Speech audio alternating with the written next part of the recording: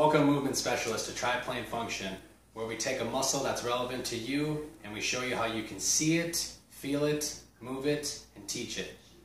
And we want you to grab that TheraBand. If you need to pause the video, go grab that TheraBand, because today's what muscle we're going to show you how to feel is going to be the Pec Minor.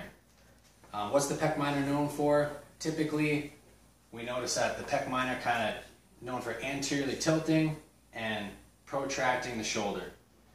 As you can see, when Andrew just stands up here nice and kind of straight, his shoulders kind of naturally just come forward. We say it's shoulder forward position. If Andrew really exaggerates, I'm sure we've been in that grocery store and we see that nice elderly person who's kind of got this posture. We call this a kyphosis posture.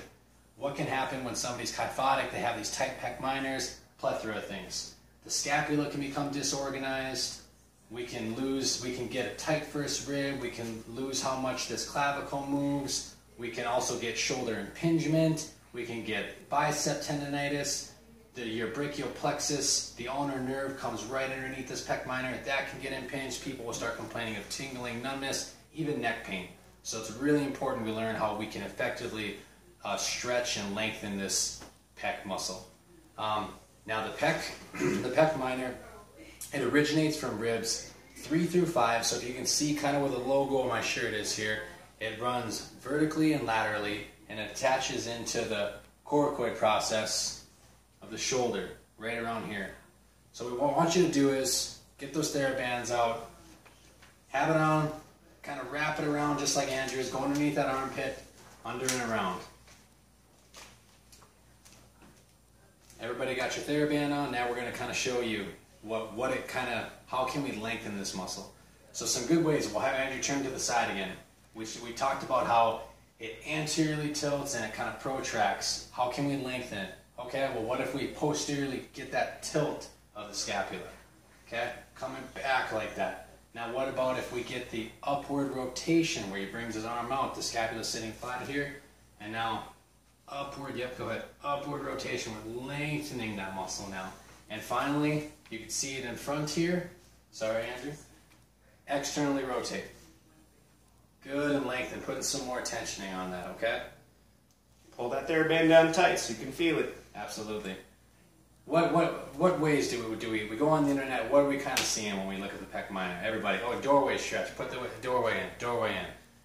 Problem with that, sometimes the arms go too low. Some people will say, hey, I feel more in my bicep. I don't feel enough in here. So let's take those ways that we just showed you how we can lengthen the pec, and how can we do it in all 3 planes of motion. First plane of motion, Andrew, what first plane would you want to show to somebody? Let's go and go transverse.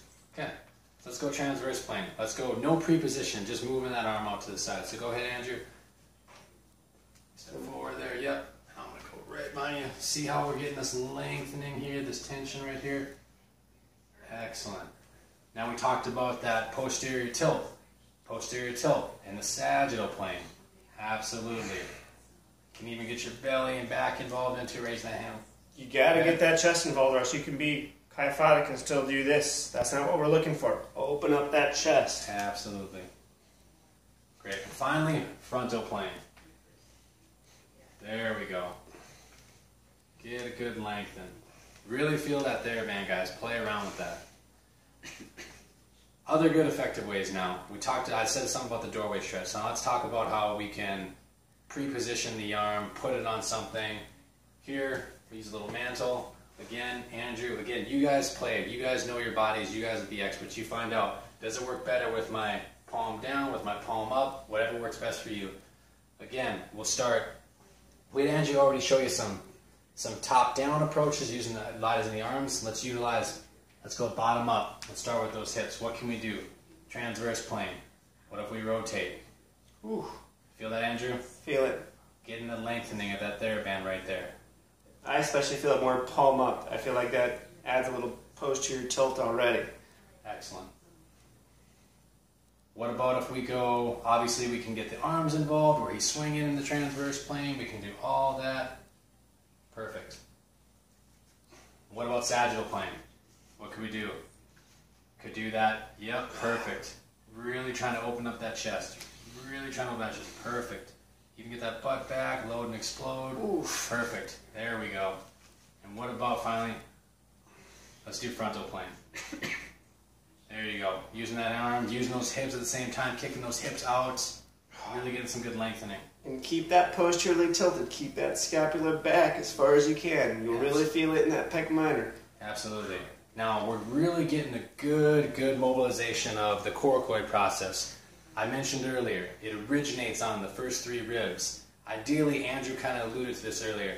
If we didn't have this big sternum right here, yeah, we could just pull down on those ribs and mobilize another way. Andrew has another good technique for the way we can get the ribs involved. So if we pre-position you to the side here and have you kind of come down, there you go. Because now we get the coracoid process going up and down, really getting a good stretch on those ribs at that origin. All right, guys, you feel good? Feel great, Steve. All right, guys. So now that you know how to feel it, we want you to go teach it and feel it some more. Get it moving, all right? Thanks. Never know how to end the thing.